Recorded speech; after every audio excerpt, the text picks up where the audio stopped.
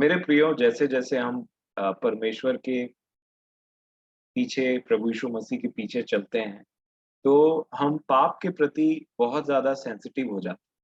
पहले मुँह से पाप, विचार से पाप, ऐसा था कि चलता था। हमारे अंदर वो सेंसिटिविटी नहीं थी पाप के प्रति। पर जैसे-जैसे आप परमेश्वर के खोज में निकलते हैं, हमको समझ में आने लग जाता है, जैसे-जैसे हम प्रभु से मिलते हैं कि कौन से पाप हैं, कौन सी ऐसी बातें हैं, जो एक्चुअल में छोटी बात नहीं, जो एक्चुअल में ऐसा नहीं कि हाँ, थोड़ा-सा ही तो झूठ बोल दिए या एक बार झूठ बोल दिए, बहुत कम झूठ बोलते हैं।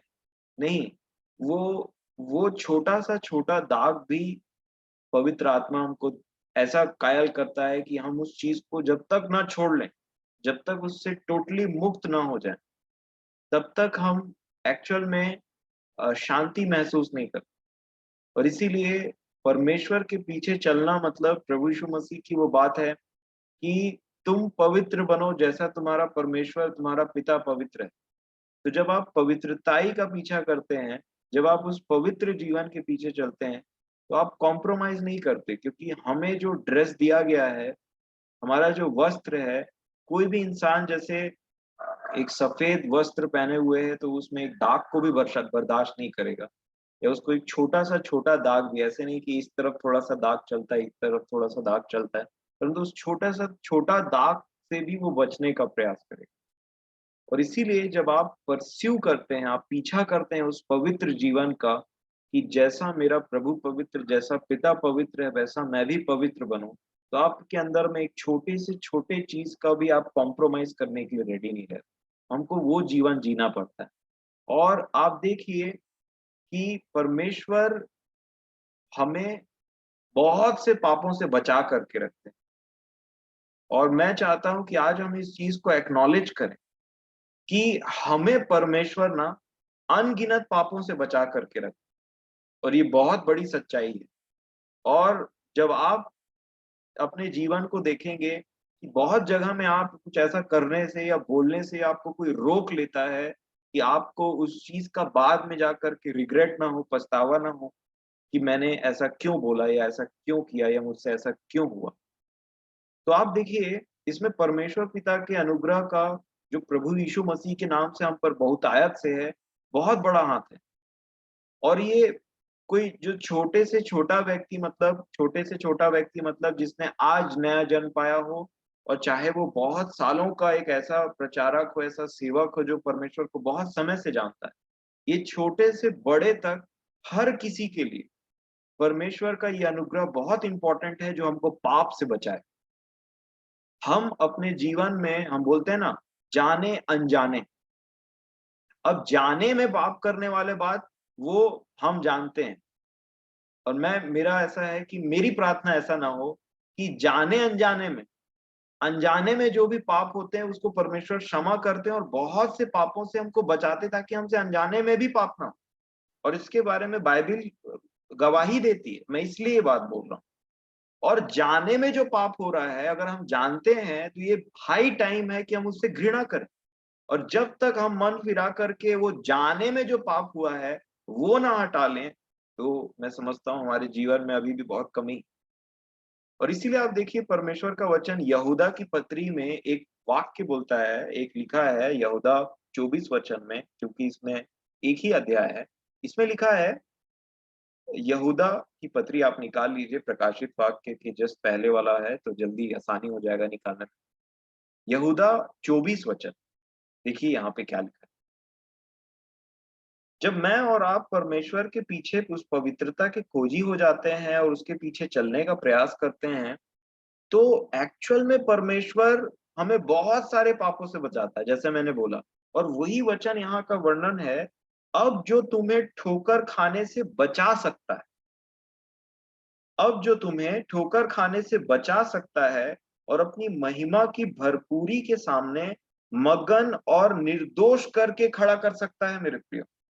ये बहुत इंपॉर्टेंट है कि हम परमेश्वर से इस विषय के लिए प्रार्थना में रखें कि पिता, ये मेरे लिए इम्पॉसिबल है कि मैं अपने चाल चलन की रखवाली अपने आप से करूं, मेरे से ये बिल्कुल संभव नहीं है। और दूसरी बात, निर्दोष होके निष्कलंक होकर के, और इस तरीके से मैं आपके सामने में आपकी इच्छा के बिना कैसे पहुंच सकता हूं? और मेरे प्रियो, ये एक बहुत ही महान एक तो वर्स है, मैं बोलना चाहूंगा, जो आपको नम्र और दीन होने में मदद करे। जब आप देखेंगे कि ये मेरे बस की बात नहीं है कि मैं अपने चाल चलन की रखवाली कर सकूं, ये मेरे बस की बात नहीं कि मैं ठोकर खाने से बचूं। अगर मैं खुद ठोकर खाने से बच सकता हूं, तो ये वचन ऐसा क्यों लिखेगा कि अब जो तुम्हें ठोकर खाने से बचा सकता है? मतलब एक है जो मुझे ठोकर खाने से बचा सकता है, एक है जो मेरे चाल चलन की रखवाली कर सकता है, एक है जो मुझे अनजाने में भी पाप से बचा सकता है। हाँ, तो उस परमेश्वर के ऊपर में मैं इतना डिपेंडेंट रहूं कि मैं हर दम ये बात जानते रहूं अपने हार्ट, अपने हृदय के अंदर में, कि मैं अपने चाल चलन की रखवाली नहीं कर सकता। जब तक परमेश्वर की इच्छा नहीं है, मैं ठोकर खाने से नहीं बच सकता। और इसी बात के लिए आप देखिए, इवन प्रेरित पौलुस, जब प्रेरित पौलुस जो है अपने जीवन में प्रभु यीशु मसीह का जो सेवकाई वो करते थे, उनका नाम का कलीसिया स्थापन, ये सब जो सेवकाई वो करते थे, आप जानते हैं, आपने पढ़ा है, और नहीं पढ़ा तो जरूर पढ़िए। जो जितनी वो सेवकाई करते थे, और जब सेवकाई करने के अंतिम अंतिम में इस पृथ्वी को जब छोड़ने की बात आती है, तब प्रेरित पौलुस जैसा व्यक्ति, जो काफी पावरफुल सेवक परमेश्वर का, वो एक वचन बोलते हैं दूसरा तीमुथियुस की पत्री और उसका 18 अध्याय में। मैं चाहता हूं कि हम सब इन वचनों से ये देखें, ये सीखें कि हमें कैसे डिपेंडेंट रहने की जरूरत है परमेश्वर पिता पर, कि वो हमको जो पाप हैं, जो अपवित्र बातें हैं, उन सब से बचा करके रखे। यहाँ लिखा है दूसरा तीमुथियुस उसका 4 अध्याय और उसका 18 वचन।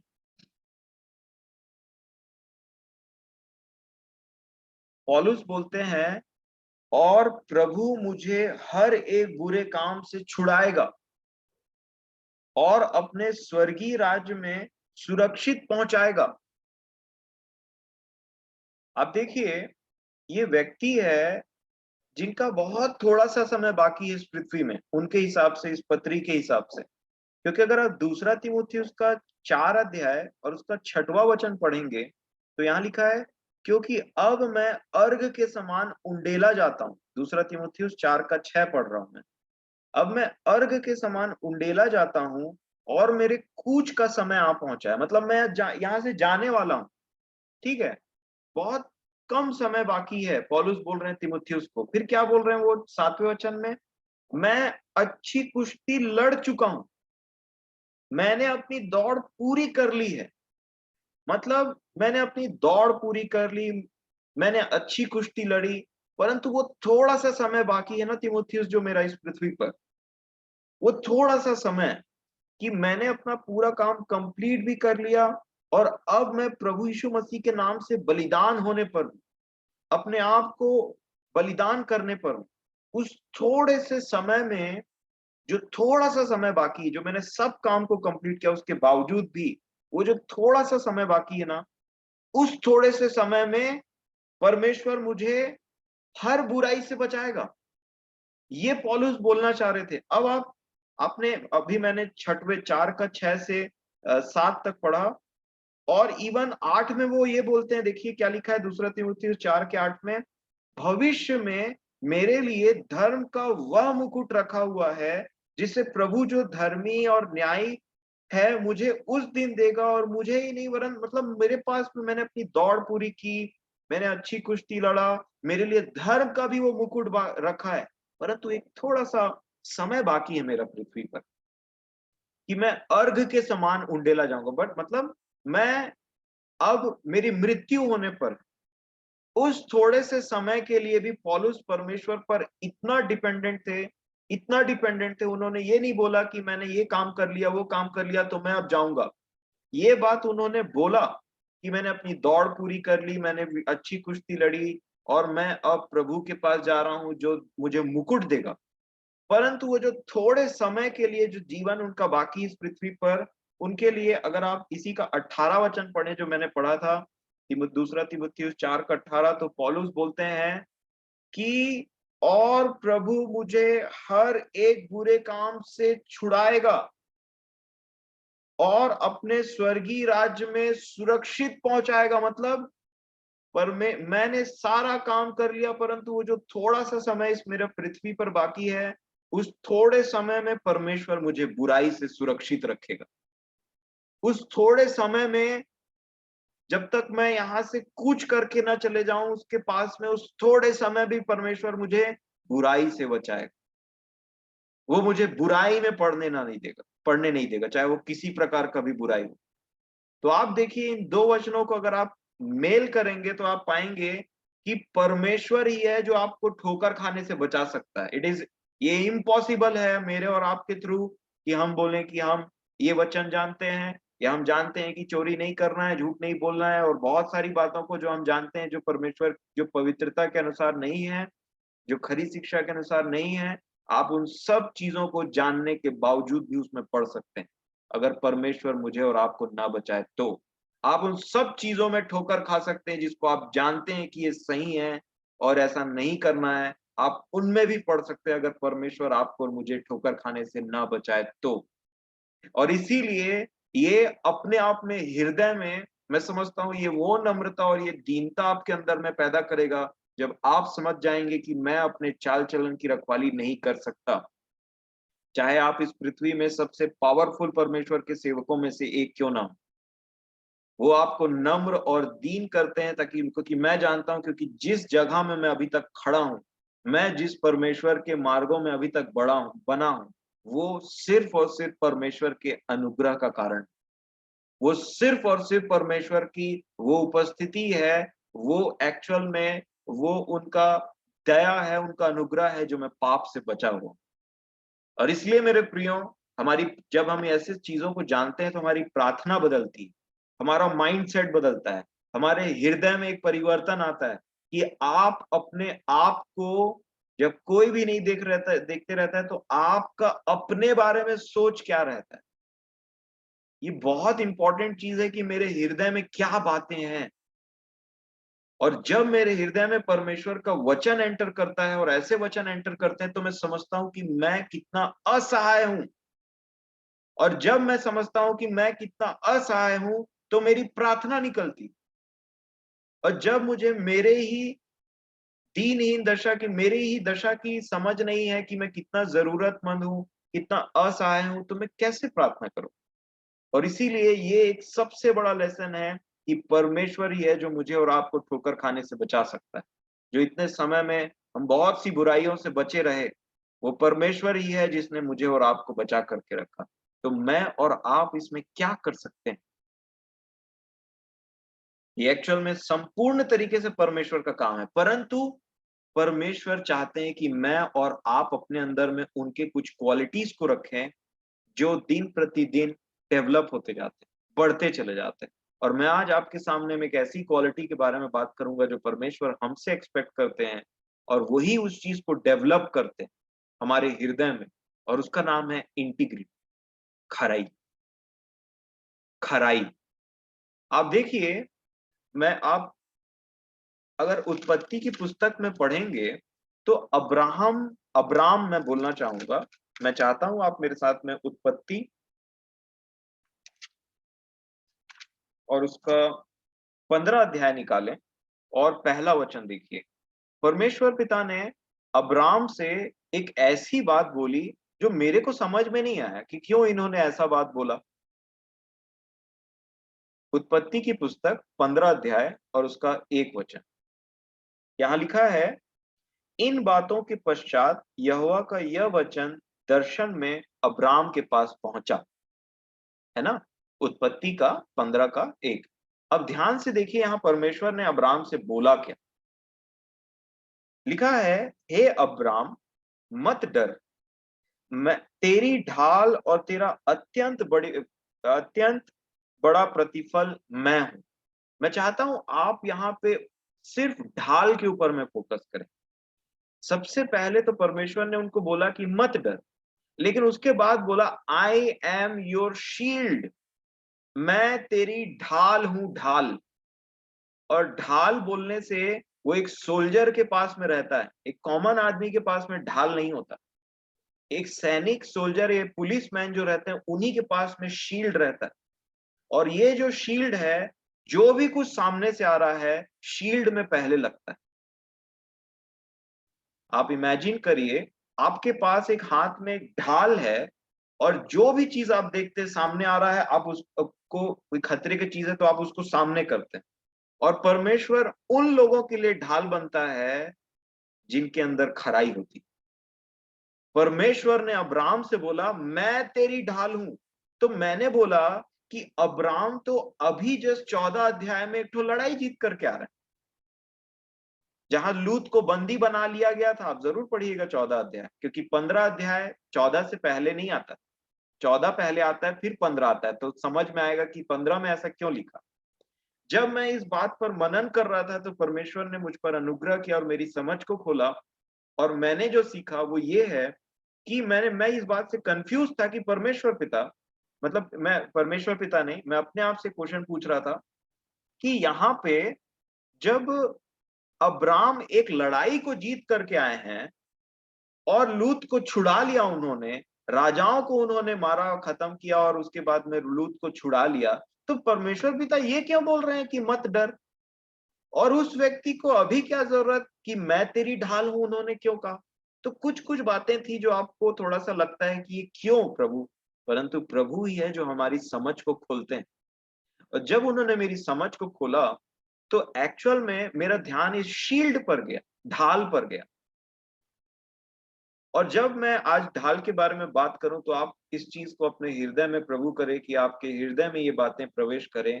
परमेश्वर किन लोगों के लिए ढाल ठहरता? परमेश्वर ने लूत से नहीं कहा कि मैं तेरी ढाल, परमेश्वर ने किसी और से नहीं कहा, परंतु परमेश्वर ने अब्राम से कहा कि मैं तेरी ढाल हूं। और जब परमेश्वर, अगर आपको और मुझे भी परमेश्वर का वो परमेश्वर एज अ ढाल चाहिए कि जो चीज मेरे तक पहुंचे वो मेरे परमेश्वर से हो करके गुजरे, तो उसके लिए एक्चुअल में आप देखिए कि परमेश्वर किन लोगों का ढाल ठहरता है। मेरे प्रियो, ये ढाल होना बहुत इंपॉर्टेंट है। मैं चाहता हूं आप नीति वचन की पुस्तक, एक हाथ इसमें जरूर रखिएगा उत्पत्ति में, ताकि वापस हम इसी में आएंगे। नीति वचन की पुस्तक, उसका 2 अध्याय निकालिए। मैं बड़ा वो हो गया कि प्रभु आप भी मेरी ढाल बने। और जब मैंने देखा कि परमेश्वर किसी को बोल रहे हैं कि मैं तेरी ढाल हूं, तो ऑब्वियस सी बात है, जब आप ऐसे वचनों को सुनते हैं तो आप चाहते हैं कि परमेश्वर मेरे विषय में भी ऐसा बोले, मुझे भी वो आशीष चाहिए जो उस व्यक्ति के पास है। और आप देखिए नीति वचन में, और उसका दूसरा अध्याय, और दूसरा अध्याय एक बहुत ही अच्छा है, बहुत ही इंपॉर्टेंट है, मैं समझता हूँ इनिशियल इंट्रोडक्शन के तौर पे। आप नीति वचन दूसरा अध्याय और 6वें वचन को देखिए, 6वें और 7वें को मैं आपके सामने पढ़ना चाहूंगा। नीति वचन 2 उसका 6 लिखा है। नीति वचन दूसरा अध्याय उसका 6वां वचन लिखा है, क्यों क्योंकि बुद्धि यहोवा ही देता है, ज्ञान और समझ की बातें उसी के मुंह से निकलती। और देखिए 7वें वचन को ध्यान से देखिए, क्या लिखा है? वह सीधे लोगों के लिए खरी बुद्धि रख छोड़ता है, और जो खराई से चलते हैं उनके लिए वो ढाल ठहरता है। और इसीलिए मैंने बोला ये ढाल और ये खराई, ये इंटरकनेक्टेड है। और जब मैं इस ढाल के बारे में देख रहा था तब मैंने खराई को पाया कि परमेश्वर उनके लिए ढाल ठहरता है जो खराई से अपना जीवन बिताते हैं, मेरे प्रिय। और इसीलिए अगर आपको परमेश्वर का वह ढाल चाहिए अपने जीवन में, तो ये बहुत इंपॉर्टेंट है कि हम अपने जीवन को में खराई से चलें। यहाँ लिखा है 8 वचन को देखिए, वह न्याय के पथों की देखभाल करता। और अब सुनिए क्या लिखा है, और अपने भक्तों के मार्ग की रक्षा करता है। और ये जो 2 वचन मैंने आपको पढ़ाया, यहूदा और दूसरा तीमुथियुस में से, ये एग्जैक्टली यही बात। हमने क्या पढ़ा? परमेश्वर ठोकर खाने से बचाता है।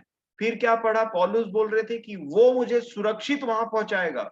और नीति वचन में क्या लिखता है? परमेश्वर खराई से चलने वालों की ढाल ठहरता है, और वो रक्षा करता है अपने भक्तों के मार्ग की, कि मार्ग में मेरा भक्त दाएं या बाएं ना हो जाए। हम इतने निर्बल हैं, और जब आप अपनी निर्बलता को समझते हैं, तब आप सहायता के लिए ऊपर देखते हैं। और जब आप देखते हैं कि मैं इतना निर्बल हूं पर फिर भी मेरे पांव नहीं डगमगाते, तब आप जानते हैं कि ये मैं नहीं हूं, ये मेरा परमेश्वर है जो मुझे संभाले हुए है। ये बेस्ट अनुभव हो सकता है जो परमेश्वर आपसे आज के दिन में बातचीत करे। मैंने आज के दिन में जब ये मीटिंग स्टार्ट हो रहा था, मैंने परमेश्वर से प्रार्थना किया और ये बोला कि आपकी जो इच्छा है कि जो लोग आज की मीटिंग को अटेंड करें पिता, जरूर उनको आप यहाँ पे लेकर के आइए। मेरा विश्वास है कि जितने लोग आज के इस वचन को सुन रहे हैं, ये परमेश्वर पिता की इच्छा है कि आप इन बातों को सुने, समझें, अपने हृदय में लें और परमेश्वर को अपना ढाल बनाएं, अपने सामने रखें, अपना शील्ड बनाएं। और जब मैंने पाया कि लिखा है कि जो जो शील्ड की बात हमने देखी, वो उन लोगों की जो खराई से चलते हैं, उनकी वो ढाल ठहरता है। तो जब अब आप उत्पत्ति में वापस आ जाएंगे 15 अध्याय में, तो ऐसी कौन सी बात थी कि परमेश्वर ने बोला कि मैं तेरा ढाल हूं। तब मैंने अब्राम के जीवन में एक खराई की बात पाई। ऐसे तो बहुत सारी खराई की बात है, बट दो ऐसे विषय हैं जिसको मैंने इंडिविजुअली इसमें से आशीष पाई। और सबसे पहली बात है कि इस संसार की संपत्ति, इन संसार की बातें, धन, वैभव, जो भी संसार की बातें, उनके प्रति हमारा एटीट्यूड कैसा है। और नंबर 2, पराई जो स्त्री होती है, जो दूसरे की वाइफ है या जो आपका नहीं है, उसके प्रति हमारा चाल चलन कैसा है। ये दोनों इंटीग्रिटी की बात है, ये दोनों खराई की बात है। और ये प्रभु ने मुझे समझाया और मैंने इन बातों को समझा। तो नंबर 1, जब अब्राम को बोला कि मैं तेरी ढाल हूं, ये इंटीग्रिटी की बात थी कि अब्राम ने खराई से अपना जीवन बिताया। और एक एग्जाम्पल मैं आपको बताना चाहता हूं जो प्रभु ने मुझे दिखाया, कि 15 अध्याय में परमेश्वर ने अब्राम को बोला कि मैं तेरी ढाल हूं, क्योंकि वो एक खराई के साथ चलता था। और 14 अध्याय में उनके खराई का एक एग्जाम्पल प्रभु ने मुझे दिखाया जो अब्राम ने किया। आप देखिए 13 अध्याय में, उत्पत्ति उसका 13 अध्याय में, जब लूत और अब्राहम एक साथ रहते थे और उनके बीच में लड़ाई झगड़े होते थे, उनके बीच में नहीं, परंतु उनके जो चरवाहे हैं उनके बीच में लड़ाई झगड़ा होना स्टार्ट हो गया था। और आप देखते हैं कि जब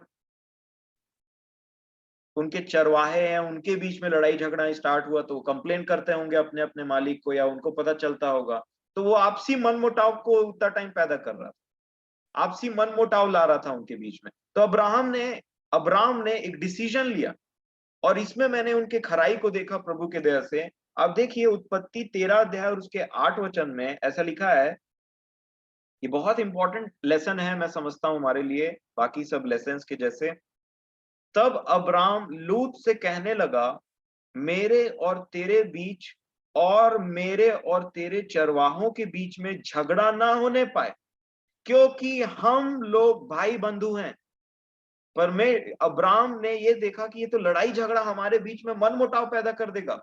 इससे बेटर है कि हम लड़ते रहें और एक दूसरे के प्रति एक तो विरोधाभास रखें और हमारे रिलेशन खराब पे खराब पे खराब होते जाएं। इससे अच्छा है सेपरेट हो गया जाए। और ये बात इसका प्रमाण है कि अब्राम के मन में लूत के प्रति ऐसा कुछ नहीं था, उनके मन में उनके लिए प्रेम था। नहीं तो ऐसा नहीं हो सकता कि अब्राम लूत को छुड़ाने जाते जब वो सदोम और अमोरा में फंस गया। ये बात इस बात का प्रमाण है कि अब्राहम के मन में एक अच्छा, एक प्रेम और एक अच्छी बात थी अपने भतीजे लूत के प्रति। नहीं तो वो कभी नहीं जाते लूत को छुड़ाने के लिए। परंतु उन्होंने जब देखा, और यहाँ पे ये वचन सुनिए, मैं 8 को फिर से पढ़ूंगा। तब अब्राम लूत से कहने लगा, मेरे और तेरे बीच और मेरे और तेरे चरवाहों के बीच में झगड़ा ना होने पाए। Abraham was a man of peace, वो शांति चाहते थे। और झगड़ा जहां देखा, और झगड़ा को रुकवाने के लिए बोला, क्योंकि हम लोग भाई बंधु हैं, हम किन्समैन हैं, हम कुटुंबी हैं। तो क्या बोला, क्या सारा देश तेरे सामने नहीं। अब देखिए खराई किसको बोलते हैं, ध्यान दीजिएगा। और परमेश्वर क्यों उन लोगों के सामने साथ में शील्ड के समान रहता है जो खराई से चलते हैं मेरे प्रियो। बेस्ट एग्जाम्पल हो सकता है आपके लिए जो आपसे बातचीत करे आज। लिखा है, क्या सारा देश तेरे सामने नहीं, इसलिए मुझसे अलग हो जा। यदि तू बाईं ओर जाए तो मैं दाईं ओर जाऊंगा, और यदि तू दाहिनी ओर जाए तो मैं बाईं ओर जाऊंगा। बताइए कितने डायरेक्शन की बात की गई यहाँ पे? लेफ्ट और राइट, चार दिशा होते हैं मेरी जानकारी, ईस्ट वेस्ट नॉर्थ साउथ, चारों दिशा।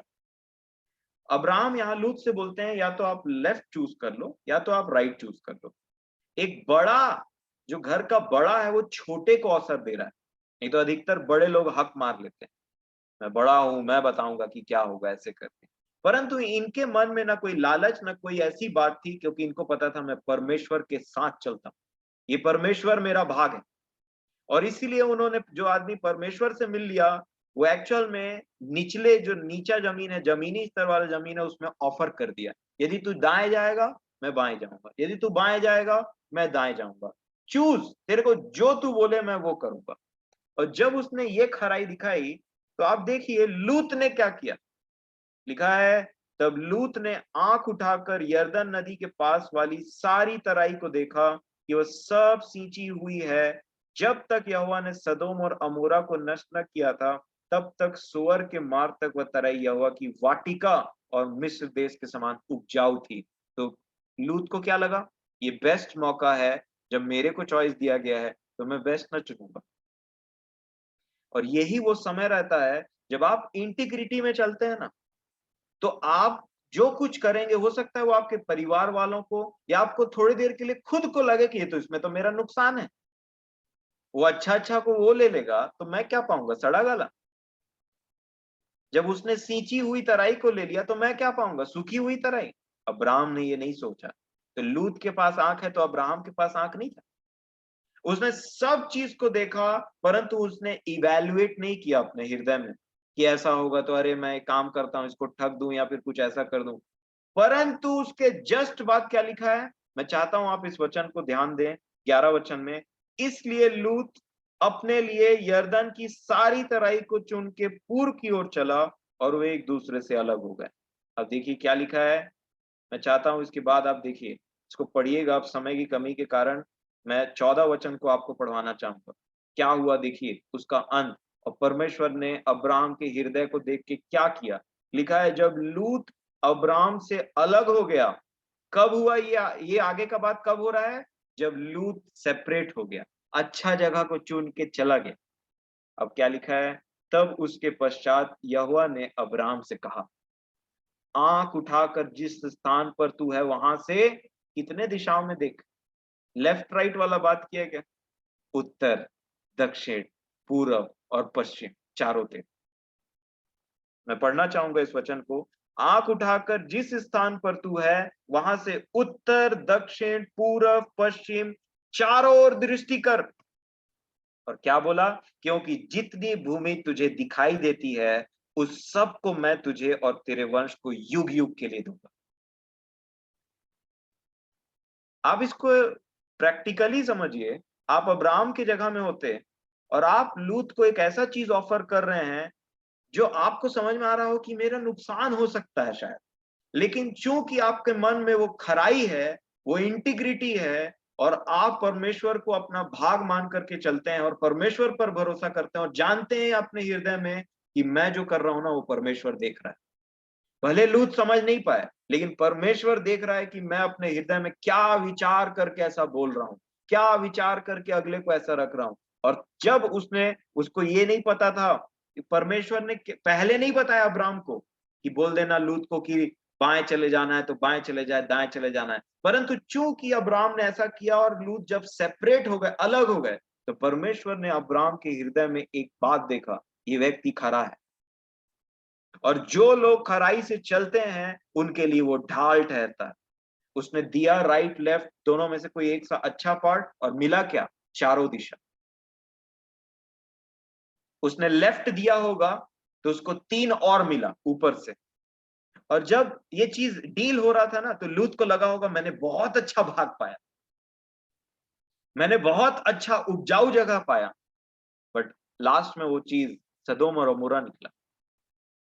उससे बदतर दशा उस पृथ्वी में और किसी जगह की नहीं थी मेरे हिसाब से, जैसा मैंने बाइबल में पढ़ा।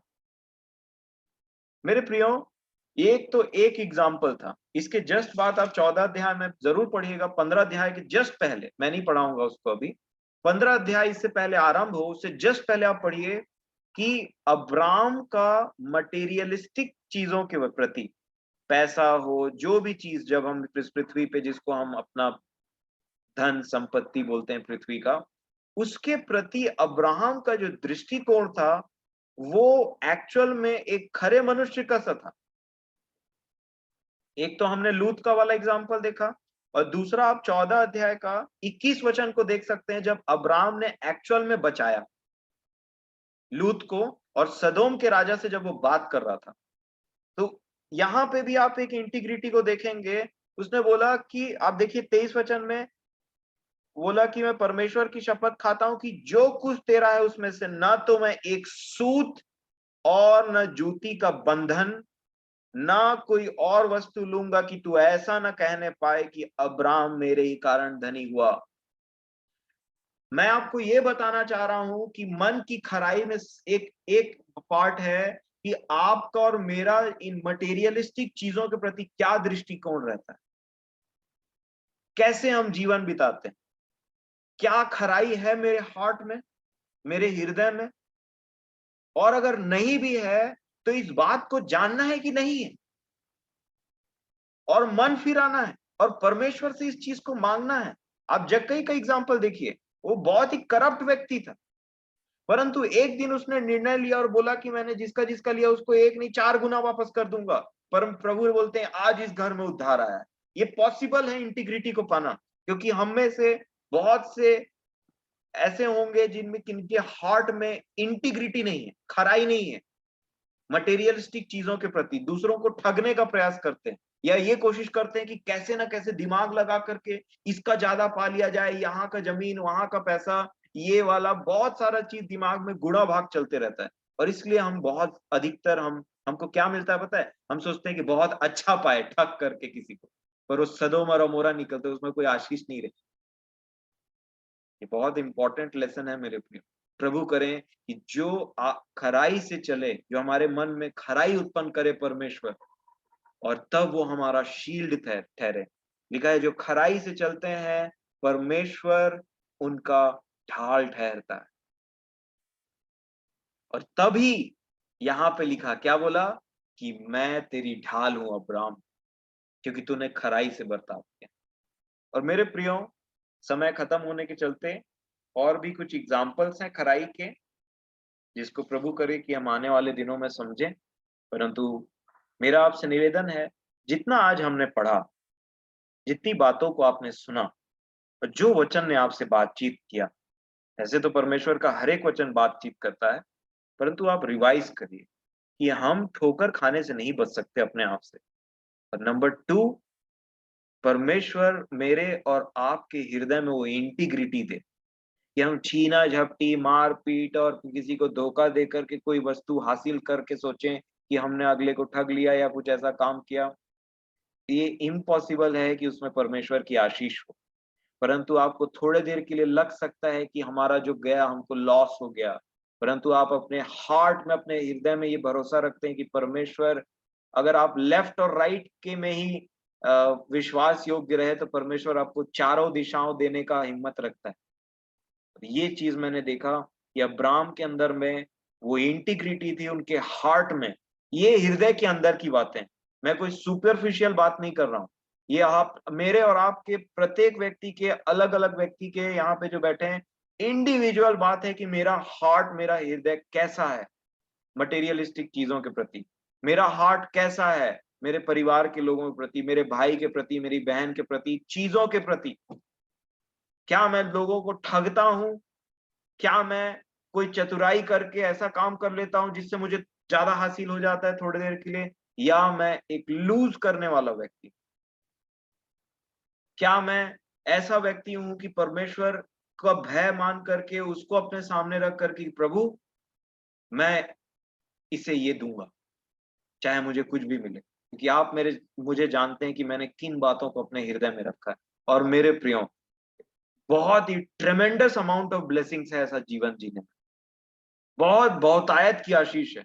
अगर आपको चार दिशा नहीं भी मिले इस पृथ्वी पर, तो निराश मत होइए। हो सकता है परमेश्वर आपको इस पृथ्वी का आशीष ना देकर के उस वहां का आशीष दे, जो उसने मेरे और आपके लिए रखा है। क्योंकि पुराने नियम में जमीनी आशीष ज्यादा थी, पुरानी वाचा में। नई वाचा में स्वर्गीय आशीष ज्यादा है।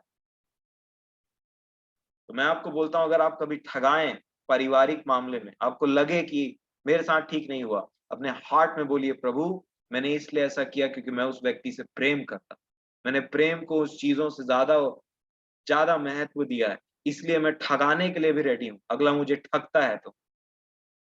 परंतु मैं जानता हूं कि आप मेरा भाग है। परमेश्वर ने क्या बोला? तेरी ढाल और तेरा अत्यंत बड़ा प्रतिफल मैं हूं। अब्राहम, लूत को क्या मिला? अच्छा, तराई जगह। लेकिन अब्राहम को क्या मिला? परमेश्वर। मैं तुझे मिलता हूं। और यही डिफरेंस है मेरे प्रियो। परमेश्वर पिता हमारी सहायता करे, इस खराई की बात को हम ध्यान से देखें। और मैं कुछ और भी बातें हैं जिसको, जैसे मैंने कहा, प्रभु जैसा समय हमारे लिए निकाले, परमेश्वर हमारी सहायता करे कि हम उस खराई के विषय में भी देखें। आइए हम प्रार्थना करें, अपने हृदय को परमेश्वर के सामने में रखें और उनसे विनती करें कि हमें खराई का जीवन दें। बिल्कुल भी आज आपके पास ये वचन पहुंचा है तो आप अपने जीवन को, अगर आपसे कैसा कुछ हुआ, तो लिखा है परमेश्वर हमारे मन से बड़ा है। जो बातें हो गई उसके लिए पश्चाताप करके परमेश्वर के सामने में एक पश्चातापी हृदय रखना बहुत जरूरी है। अगर उसने जक्कई के लिए वो उद्धार का काम किया है, जक्कई ने मन फिरा, उसको वापस करने का कोशिश की, कुछ भी ऐसा किया है, तो वो हमारे लिए भी आज वो करने के योग्य है। आइए खराई मांगे अपने परमेश्वर से, ताकि वो हमारी ढाल ठहरे। सब चीजों को बलिदान करके साइड कर दें और बोले कि परमेश्वर पिता आप ही मुझे चाहिए, आप है मेरा अत्यंत बड़ा प्रतिफल और आप मेरी ढाल है, तब मैं नहीं डरूं। प्रेमी परमेश्वर पिताजी, जैसा आपने अपने वचन के द्वारा बातचीत किया, हमें सिखाया, हम अपने जीवन को आपके चरणों में सौंपते हैं प्रभु यीशु मसीह के नाम से। पिता, हम बहुत ही असहाय हैं कि हम अपनी रक्षा कर सकें उन पापों से, उन बातों से जो आपको अच्छी नहीं लगती हैं, और हमसे अनजाने तरीके से अगर होती हैं, तो हम उन अनजाने तरीकों से भी बचना चाहते हैं, क्योंकि हम चाहते हैं कि हमारे जीवन से आपको कभी दुःख ना पहुँचे। हमने आपको बहुत दुःख दिया है ऑलरेडी, परंतु आपसे विनती करते हैं कि हम आपके आनंद का कारण बनना चाहते हैं, जिसके चलते आपको खुशी हो, आपको प्लेज़र हो। आपका मन हमारे जीवन को देख करके, कि जो आपने हमारे जीवन में किया है, उसको देख कर के आप आनंदित हो प्रभु यीशु मसीह के नाम से पिताजी। हम असहाय हैं, हम अपने चाल-चलन की रखवाली नहीं कर सकते। हम अपने आप को ठोकर खाने से नहीं बचा सकते। इसीलिए हम सबकी बुद्धि को खोलें कि हम आपके ऊपर डिपेंडेंट हों, कि हम ठोकर ना खाएँ। हम किसी प्रकार से भी किसी पाप में ना पड़ें, किसी ऐसी अपवित्र चीज़ों में ना पड़ें, परंतु आप हमें उन सारी चीज़ों से बचाइए। आप ही हैं जो हमारी हृदय की बातों को जान करके हमारे साथ रहते हैं। आप ही हैं जो खराई से चलते हैं, उनकी ढाल ठहरते हैं पिताजी। आपका वचन कहता है कि आप न्याय के पथों के और अपने भक्तों के मार्ग की रखवाली करते हैं। आप ही हैं जो हमारे चाल-चलन को जानते हैं और उसे ठीक कर सकते हैं। आप ही हैं हमें जो ठोकर खाने से बचा सकते हैं और अपने महिमा की भरपूरी के सामने निर्दोष और मगन करके खड़ा कर सकते हैं। ये हमारे लिए संभव नहीं है पिताजी, और इसलिए हम आपके सामने में हाथ जोड़ करके विनती करते हैं कि आप हमें से हर एक की सहायता करें, जो पवित्र जीवन जीना चाहते हैं, आपके पीछे प्रभु यीशु मसीह के नाम से चलना चाहते हैं, अपने आप का इनकार करना चाहते हैं। हम आपसे विनती करते हैं कि आप हमारी सहायता करें। आज जो आपने खराई के विषय में समझाया, मैं धन्यवाद देता हूँ आपका इन पवित्र, इन अनमोल और इन खजाने जैसे वचनों के लिए, जिसे हम अपने हृदय में स्टोर करके रखें। प्यारे पिताजी, हम में से हर एक के मन में खराई उत्पन्न करें, ताकि उस खराई को देख कर के जो आपने उत्पन्न किया है, आप ही को प्रसन्नता हो। हम उस खराई से चलें, और हर प्रकार से जब हम इस पृथ्वी पर अपना जीवन बिताते हैं, तो जैसे अब्राहम ने एक सोजर्नर होने के नाते एक परदेशी होने के नाते अपना जीवन बिताया भय से। उन्होंने जो खराई दिखाई, जो आप ही ने उनको सिखाया, आपके साथ चलते-चलते जो उनके मन में एक खराई उत्पन्न हुआ, जिसके चलते वो इस पृथ्वी पर कैसे डील करना है, कैसे लेन-देन और हर बातों को उन्होंने सीखा और किया और आपके थ्रू आशीषित हुए। आप उनकी ढाल ठहरे। हम में से हर एक व्यक्ति के साथ, हम में से हर एक अपने जन के हृदय के अंदर में वो खराई उत्पन्न करें पिताजी, जिससे आप हमारी ढाल ठहरें। आप हमारा बड़ा प्रतिफल ठहरें। हम स्वर्गीय बातों पर मन लगाएँ ताकि आपको हम अपना बड़ा प्रतिफल मानें। इस पृथ्वी की बातों में प्रतिफल ना खोजें। पिता, जक्कई के लिए आपने ऐसा काम किया अपने पुत्र के द्वारा। उन्होंने मन फिराया, आपने आशीष दिया और उद्धार उनके घर तक पहुँचा। हमें भी हम में से हर एक के जीवन में ऐसा कार्य करें, ताकि आपका उद्धार हमारे जीवन में और बहुतायत से होता रहे। वो किसी प्रकार से भी उस जीवन से वंचित ना रहने पाएँ, जो आपने प्रभु यीशु मसीह में हमारे लिए रखा है। मैं धन्यवाद देता हूँ इस विनती के लिए, क्योंकि आप ही हैं जो वचन का भाग देते हैं, आप ही हैं जो समझ को खोलते हैं, आप ही हैं जो प्रार्थना करवाते हैं अपने आत्मा के द्वारा और आप ही हैं जो उसको सुनते हैं, हमें फलवंत करते हैं। हमें से हर एक में प्रियों को मैं आपके चरणों में सौंपता हूँ। धन्यवाद के साथ इस विनती को प्रभु यीशु मसीह के नाम से माँगते हैं। आमीन। हे हमारे पिता, आप जो स्वर्ग में हैं, आपका नाम पवित्र माना जाए, आपका राज्य आए, आपकी इच्छा जैसे स्वर्ग में पूरी होती है, वैसे इस पृथ्वी पर भी पूरी होने दीजिए। हमारी दिन भर की रोटी आज हमें दें और जैसे हमने अपने अपराधियों को क्षमा किया, वैसे ही आप भी हमारे अपराधों को क्षमा करें।